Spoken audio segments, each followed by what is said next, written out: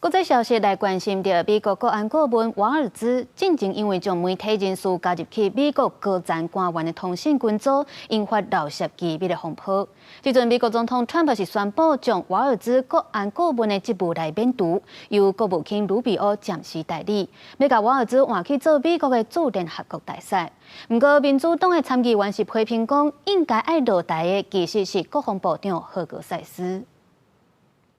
美国总统川普伫咧伊家己的社群平台发文，宣布提名原国安顾问瓦尔兹担任后一任美国驻联合国大使，同时也宣布将会由国务卿卢比奥暂时代理国安顾问的职务。对国安团队进行重大改组了，川普伫咧白宫举行的全国祈祷日活动，欧罗卢比奥加国防部长赫格塞斯。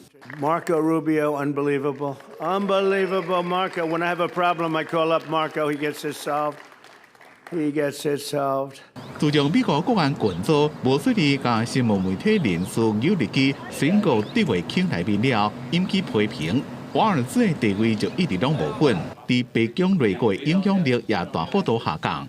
瓦尔兹正在宣告涉入案了。第一位被诱来内阁成员，也是川普第二任期第一位离开的白宫高级官员。国务院发言人布鲁斯伫记者会上讲，伊也是拄则听到记者来讲，才知影讲卢比奥兼任国安顾问的消息，但是伊强调无意外。Has worn several hats from day one in managing the nature of what's happened here at the State Department, at USAID. It is he's someone who's well known by the president. The president makes perfect assessments about who would implement his agenda. 卢比奥正做前国务卿晋升职了半个世纪以来第一位同时担任国务卿加国安顾问的官员。不过，民主党参议员批评，川普国安团队根本是乱糟糟，应该落台其实是国防部长赫格塞斯。The one who should go is not the fall guy, Michael Waltz. It is the Secretary of Defense, Pete Hegseth, who is responsible. He should be held accountable. He should be fired right now. That doesn't mean he admitted it was his fault, but he takes full responsibility.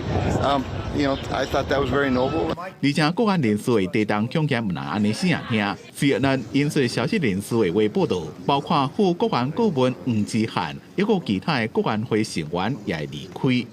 公司新闻郑伟林编写。